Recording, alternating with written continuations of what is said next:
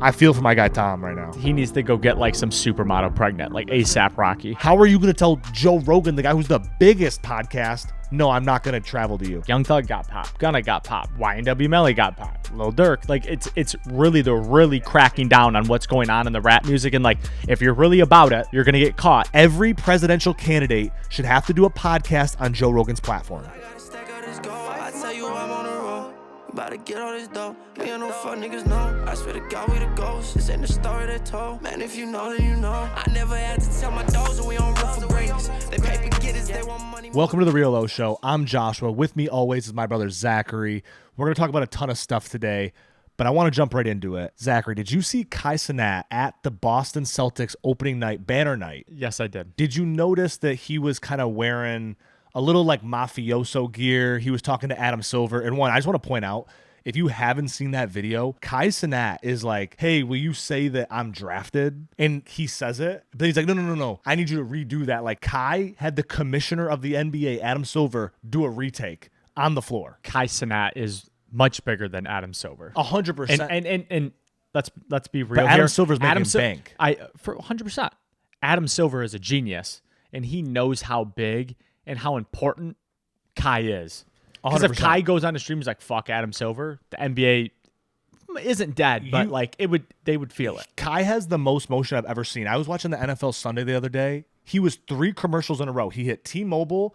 He hit I forget the McDonald's one, and then he had one more. I forget what it was, but he had 3 commercials back to back to back. I was like, dude, Kai has motion, dude. He's hot. And so I want to draw it back to opening night. So he was kind of wearing this mafia gear, like Peaky Blinders-esque stuff, but it's because everyone was hinting that he was going to do another marathon, another streamathon, whatever, subathon, whatever the fuck you want to call it.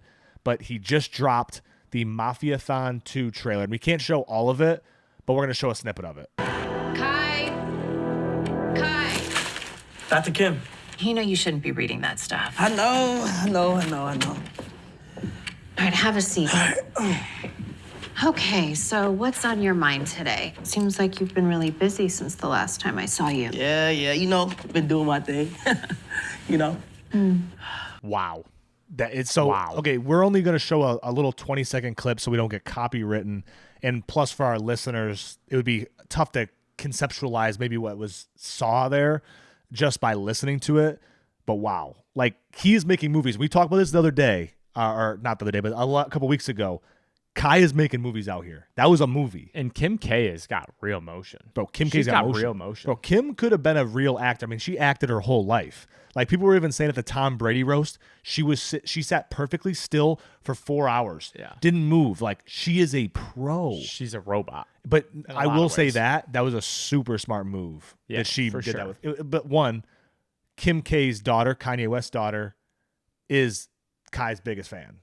Interesting. So that makes a lot of sense. Northwest. I wonder if he had to pay Kim for that. Even if he did, but I will say this, Kai. It's almost for it the might kid. have. It might have been an owe you one. It might have been like, hey, I'll do you that, but hey, when it's Northwest's birthday, come out and hang out with us again. Yeah, that's another one. Trade. That's 100%. That's incredible. And not to mention, it's not like it doesn't help Kim out. Like, there are a new age of people that really don't know the Kim K's of the world. They're on the Sydney Sweeneys. They're on the Livy Dunn. Like, that's their Kim K.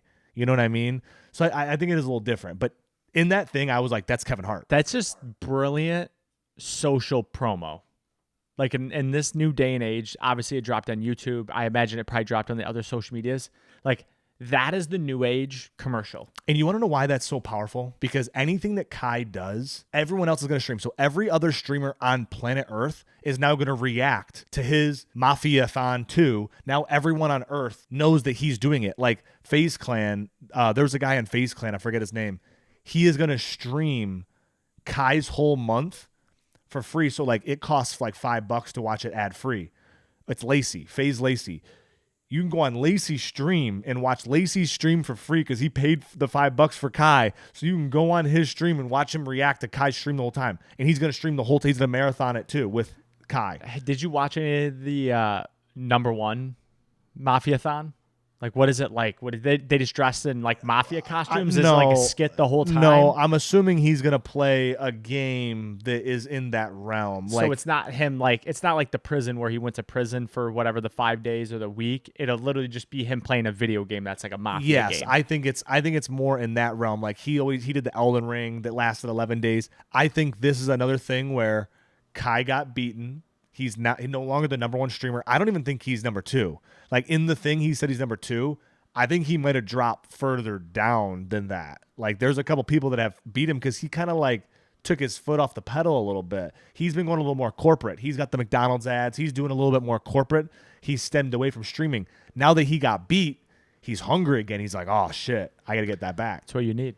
I thought that was incredible. But let's transition here a little bit. Lil Durk, who's obviously like one of my selfish fan favorite people, is arrested, got tied up to some bad things. Now, I don't really want to talk too much about the federal indictment of him. Me and Joshua saw Lil Durk, what was that, 2021? No, this would have been 2022 probably. 2022 in Detroit. It was Summerfest. We saw Rod Wave, Lil Durk, and there was another person there that is very forgettable. Either way, Lil Durk goes out last. And the whole time while he's performing, Joshua, you might be able to add some color to this a little bit. The whole time he's performing, he keeps going to this guy on the side of the stage. Keeps talking to him while the song's playing. Obviously, everybody's going crazy, but like keeps talking. And I'm like the whole time, I'm like, Joshua, something's going on. Yeah, he was also going to the security too. Like there's like on-stage security. So he was like rapping. And then like I love Lil Durk and I think he has a massive catalog. But in the concert, he wasn't playing like his hits that everyone knows. He was like playing like what Zachary call all of his demon time music. Yeah. It was all of his like crash out music. So we were all like, okay, it's good, but like we came to see like all Lil Durk's hits, truthfully. The singing Lil Durk. Yeah. For the most part. Either way, so he's going back and forth. The whole time I'm like, bro, there's something going on. And then probably halfway through, his whole crew comes on stage. And the whole time, and obviously he brought out like 30 people. And again, I don't know if you saw like the Wallow, Gillian Wallow, where he interviews Durk. And he's got like a whole posse of people, the OTF crew. Like there was 30 motherfuckers that walked on stage and they were like clearly pointing at a group of people in the front. Yeah. Which made me think, and then after his last song, he just ran off stage. Well, he said, fuck the ops and ran off stage. Fuck the ops and ran off stage. Yeah. I might actually have a video on my phone. I'll have to search on my phone. But either way, so the whole so obviously there was some beef going on, and then he goes into the crowd a little bit, but has security with him the whole time. Like he wasn't like there was definitely something going on, and essentially that's why I think he grabbed security, because he did go down in the moment. He went down in the crowd and was like rapping at people. Again, this was like his crash out music, so he was rapping at someone, but he had like the security around him, and it's like he was definitely you're in a venue. He was trying to call someone's bluff for sure, but you're in a venue. They don't have a gun. Yeah. Like everyone is like, you have to have some real access to get a gun in a place. Like the average general admission person ain't walking a gun in that place. Either way, what we're trying to get to is he's been caught up in some shit, no doubt, for some time. And now, and I don't know how much we really want to get into this. And yeah, I know there was an artist that was on Vlad TV talking about how he's obviously working for the FBI, some higher government, with what's going on, trying to get people caught up. But if you really go back, like all the way back to when hip hop started, and I might misinterpret the one, whether it's FBI or CIA, one of those government entities literally created rap music. They literally created rap music. Yeah, it makes sense. So it makes a lot of sense, because however many years ago, 5, 6, 7 years ago, Lil Durk is the number one murder suspect in a case, and somehow completely gets out of it. And now this kind of comes up, and now he's getting caught up in it, and I don't know what's going to happen. I think he's going to get completely out of it. Either way, I mean, whether he gets out of it or doesn't get out of it, there's been multiple artists that have done it. The Gilly interview's been obviously going crazy, with Gilly being like, or Wallow being like, yo, like, I see you're with a lot of people. You need to get out of this shit. 50 Cent was just on the Breakfast Club talking the same thing. He I pulled Durk aside because Durk had just gotten robbed in Atlanta with his baby mama, which is now his wife, I guess. Yeah. India. They got robbed in his house, and he's like, no one even knows my address. 50 Cent was like, that was your boys. Like, that was your homeboys who robbed you. And basically was like, watch out for them. Now, the rumor is that one guy in his crew ratted on him, and they have like the his cloud messages. iCloud. To me, it's like, when I hear shit like that coming out of the media right away, I'm like, that's bullshit. Or maybe there is some validity to it. Maybe there isn't.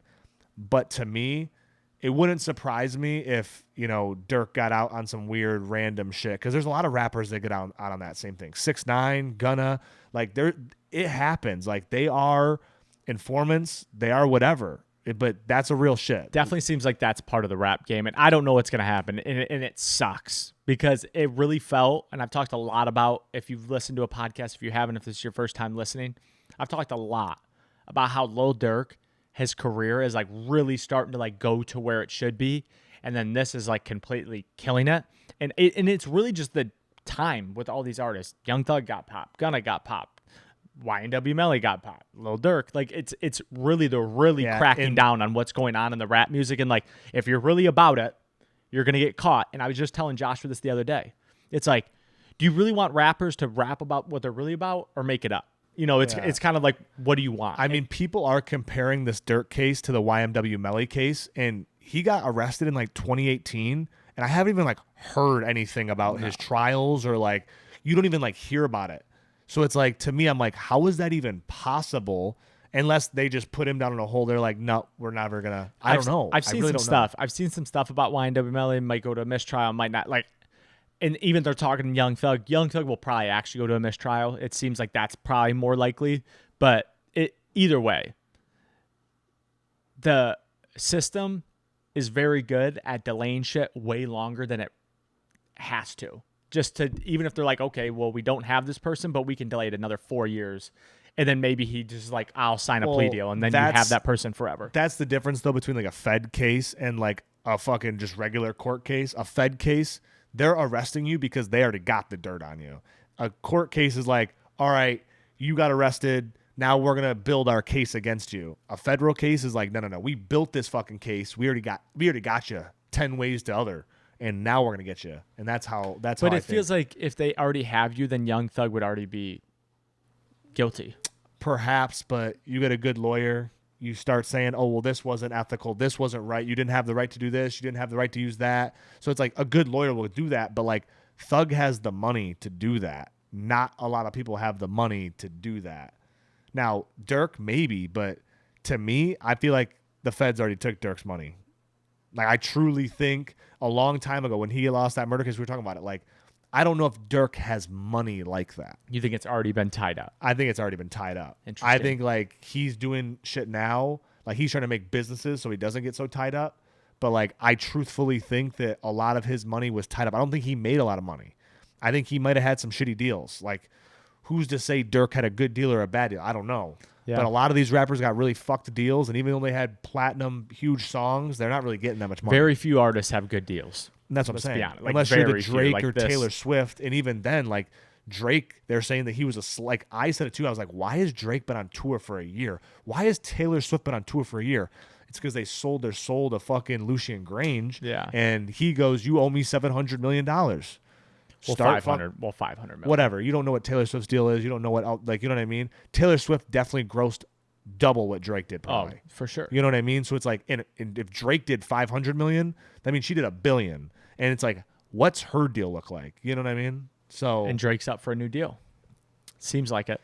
But I don't know if we want to transition to Yeah, let's go. I am curious. So I've been seeing a ton of clips on the internet of Mike Tyson just like fucking like knocking out old dudes and sparring, and like his old coach being like, "Mike, I've known you since 13. Like, you look better than ever." That type of shit. One, the Mike Tyson, Jake Paul. Do you even think that's gonna happen? And two, is it even right? Honestly, I don't think it's gonna happen, and no, it's not right. I think a lot of what Mike Tyson's putting out is propaganda, but the problem is like, they've sold a lot of tickets. No, they're gonna, and it's hard. And like, I think it has to happen. I think there might be a catch-22. Agreed. And because if it doesn't happen, Mike Tyson and Jake Paul all lose credibility. If there is a catch-22 where there's like a no knockout clause where it's like, Jake, you can't knock out Mike Tyson, or Mike, you can't knock out Jake. If there's anything like that in the writing, it's not like that's gonna come out though. It won't come out, but you're gonna know when they're just like, because originally, like Mike Tyson, when he fought Holyfield again, like back or whatever that was, like 5 years ago, I'm pretty sure they had a no knock. Like, no matter what happened, even if you get knocked unconscious, like, no one wins, no one loses. So it's like, I think this is a true professional fight, and they are using like bigger gloves, which is like is better in a sense because you can't get the speed, but it also is a bigger surface area and you're swinging with a bigger club. So it's like, I don't know what is better. I don't know. Yeah, and Mike Tyson, obviously, I think a lot of what Jake Paul's really good at, like the propaganda and stirring the pot. Mike Tyson has also been coming out with his own propaganda, and I think a lot of what the videos he's been posting, one, they're sped up for sure. Two, it's for like short bursts. It's not like he's hitting that hard for a minute, 2 minutes. It's, hey, we're gonna film this clip for 6 seconds and we're gonna post it. I think a lot of that, and then he also came out and was like, I'm not scared to die in this ring. And Mike Tyson is definitely scared to fucking die in the ring. It's like, I don't know. Like, I just know, I watched Jake Paul, Mike Tyson live press conference in New York. And it's like, you just know Mike's such a teddy bear. Like, you know that he's going to like flip a switch and want to be like killer mode, like 100%. But at the same time, you're like, man, I don't know how anybody next to Mike Tyson was like, do this fight. And again, you might not be able to tell Mike anything. I don't know. I don't know Mike personally. But to me, I'm like, I kind of get it for Jake. I kind of do, because it's like, it's a paycheck. It's a huge paycheck, but it's also a brand thing. Like, Jake is now putting his names with the Mike Tysons, the Floyd Money Mayweathers, you're putting yourself into that caliber, and it's really just everything is a show. He's going to sell more he's going to sell more fucking Celsius, he's going to sell more better. It's like all these things are going to be a benefit from him fighting. So it's like, he's going to keep getting these big money, these big prize fights because he can. No doubt. And as we're on Mike Tyson, the legend, we're going to go to another legend. Tom Brady, absolutely, is just getting the shit end of the stick here in this world. Gisele, his ex-wife, is now pregnant with the new man that she left him for. Honestly, it's fucking devastating to see Tom Brady, this living legend, then go on social media, and Joshua has it pulled up, the cryptic message a little bit. And it's like, bro, that's got to fucking hurt, man. That's got to fucking hurt. Yeah, so for those who don't know, Tom Brady went to his Instagram stories to write a cryptic message, which was, "Oh, mirror in the sky, what is love?" And it's a picture of his, I'm assuming, multi-million-dollar mansion view looking out. I'm not even sure where that is. Maybe California, maybe Florida. I don't know. I feel for my guy Tom right now. Yeah, he needs to go get like some supermodel pregnant, like Listen, ASAP Rocky. I will say though, Tom's got a roto. Tom's got a rotation of probably but like the hottest supermodels in the world. Listen, of course, but he's obviously still loves Gisele. Yeah, he's a family guy. That fucking hurts, bro. But he's a family guy. He's a lover. That fucking hurts, bro. I get it. Shame on her. For sure. That's all I'm gonna say. Shame on her. Sure. I don't want to. I'm not gonna blame. I love Tom, so I'm not gonna say anything disrespectful. But shame on her. That's all I'm gonna say. But the shame part, it's not that you can't move on and have kids with other people. That's fine. It's what led to the moving on part, where she was definitely cheating a good year or two before she left. Now, let's play speculation. Let's play devil's advocate, because she 100% was cheating. Let's play devil's advocate. Now, what's to say Tom also wasn't cheating?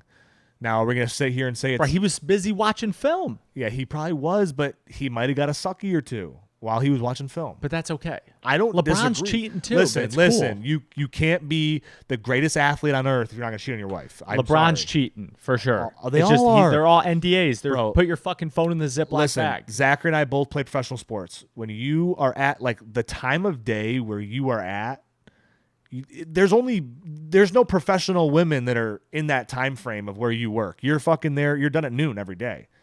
There's like OnlyFans girls, porn stars, and like only bad news. Like only bad bitches. These guys that are making $60 million a year, you don't think that they don't got porn stars in their DMs and shit? Come on. It's wild. It's not. wild. And honestly, when I saw it today, I was like, fuck, man, I feel bad for Tom. I feel bad for him because for the longest time, I was a Detroit Lions fan. I'm still a Detroit Lions fan, but the New England Patriots were my team, because the Lions always suck. So they were like my playoff team. And so I obviously fell in love with Tom Brady. Then he goes off and does his own thing in Tampa. Obviously gets his heart broken, which is just shitty as fuck. So 100%. I think we should round it out, though. We kind of say this to the very end because, we didn't want people that didn't want to listen to this to click off or whatever. Trump went on Joe Rogan, 3-hour podcast. Last time I looked, it had 33 million in the first 3 days. Absolute bonkers numbers. Like, when you think about it, 3 hours, 33 million. What did it have on Twitter? Because it also went on Twitter. And they posted on Twitter, and the few videos I saw, there's probably another 30 million in views on that. Like, Plus, you got to talk about the clips that it's done. I mean, you're talking about billions and billions, and then you talk about the listeners that just listen to it on Joe's thing. You're talking about billions of people, not just Americans, but the whole world tuned in. You know, I want to say something. I don't know if you caught this. Joe Rogan talked about this podcast being all about timing. And I don't think people talked about that enough. I think Joe really wants Trump to win the presidency, and that's why he timed it perfectly for the drop. That may be true at this point in now, and because he is having JD Vance on, so it makes me think that yes, he does want them to win now. But he did offer Kamala, and Kamala said, you have to come to me and I'll only give you an hour. When it's like, that's not the show. Bro, Kamala traveled to 3 other podcasts though. She traveled to the Breakfast Club, she traveled to Call Her Daddy, she traveled to another podcast like Shannon Sharp's podcast. So how are you going to tell Joe Rogan, the guy who's the biggest podcast, no, I'm not going to travel to you? So that was a fake ask. So she fake said, yes, I'll do it on these conditions. But I will say, I don't think Joe wanted to admit that he voted for Trump. He didn't want to admit that he endorsed him. This was his way of endorsing him. It should be required that every presidential candidate has a podcast on Joe Rogan's platform. I'm going to say that again. Every presidential candidate should have to do a podcast on Joe Rogan's platform. Or whatever the Joe Rogan is of the time of listening to Exactly, because to me, that is the only way. 3 hours, unscripted, talk about shit. Like, I think the hardest part for me with politicians, they're so fake. They'll say anything to just swindle you. I just want to see if I would like you. Sit down, have a conversation. Are you someone that I can have a conversation with?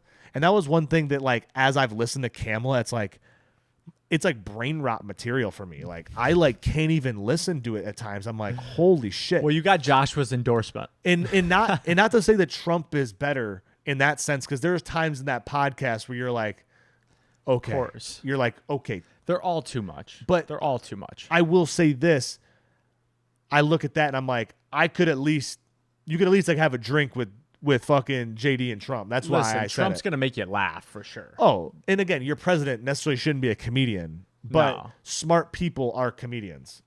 I agree. And that's what he talked about, how, like, you got to be smart to, like, weave all this shit into it. And there was this one time Joe asked about tariffs, and he was like, so fucking left field what he was talking about. And Joe's like, this is a pretty big weave you got going on. He's like, let's bring it back to tariffs. Yeah. And I will say that, congrats to Joe, because Joe is one of the few people that actually has the balls to, like, keep Trump in line. Yeah. Like, he was like, okay, that's a cool story, but, like, get back to the thing you were talking about there. And I think that's important. And that's really that's literally political life, where it's like, you ask this, let me tell you this random story that you forget your question. Yeah. I think it's very important that, and listen, I've listened to the podcast. I need to listen to it again to really see how, listen, 10,000 feet, Trump did a good job. I'm happy he did it. And even, like, when it first came on, I was like, it's kind of weird seeing a president on this show, because it's like, bro, weird. They smoke weed. It's like Dave Chappelle's in there telling funny ass stories. Like, it's such a different switch